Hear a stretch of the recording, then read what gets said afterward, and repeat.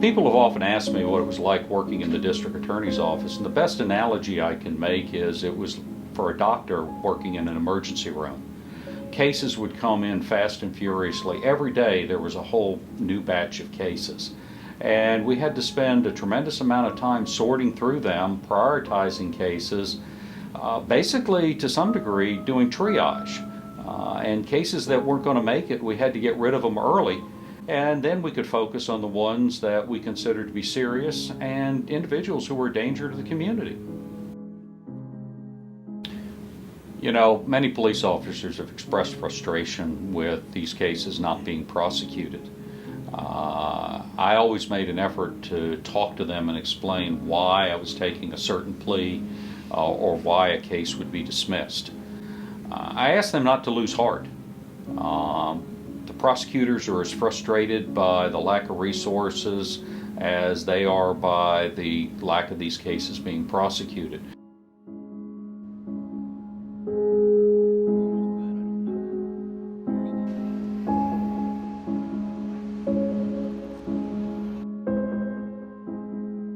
It's frustrating for me and for police in general to have to arrest the same people over and over. For instance, we had a guy that I charged for an armed robbery in 2016, and actually went to trial last month, and we got a guilty in the trial, which is good. But prior to him going to trial, and he's out on release, he committed 3 or 4 other armed robberies.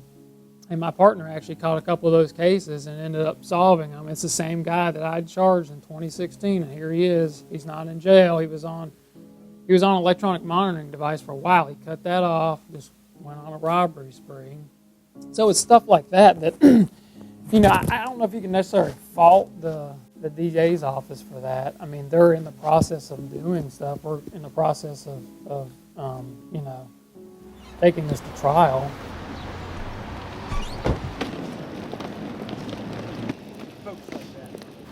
People might be surprised how few courtrooms there are to actually handle the felony cases. You see that courthouse sitting in the corner of McDowell and 4th Street, and it looks like it's probably got 100 courtrooms in it. When it comes to handling Superior Court cases, we only have 7 Superior Court judges.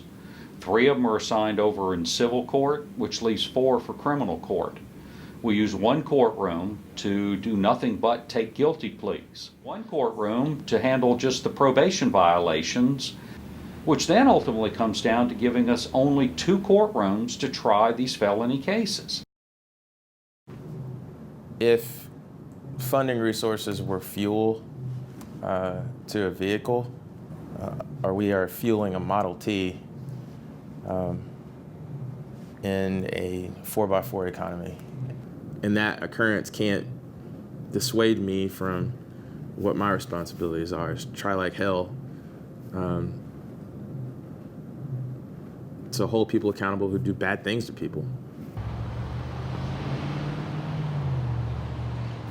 I think people would be shocked to find out that only 2% of the state budget goes towards court resources.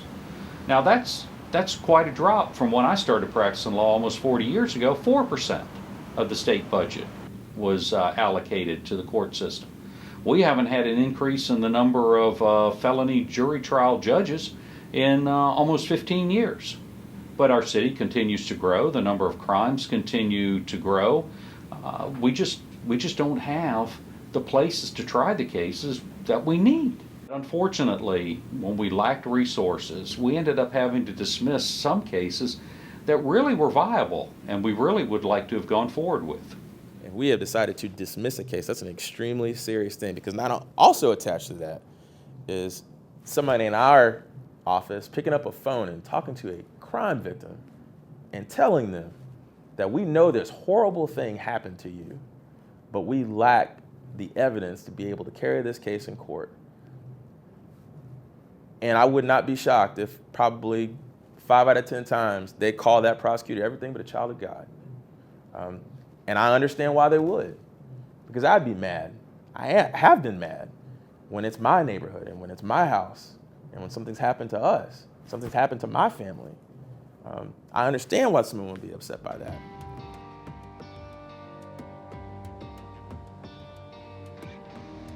when cases involving firearms are dismissed, the communities in which these crimes happen continue to suffer.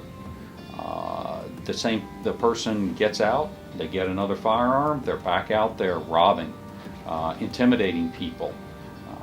It leads to a lack of respect for the law. It leads for people living in fear, and no one should have to live in those conditions, not in the United States of America.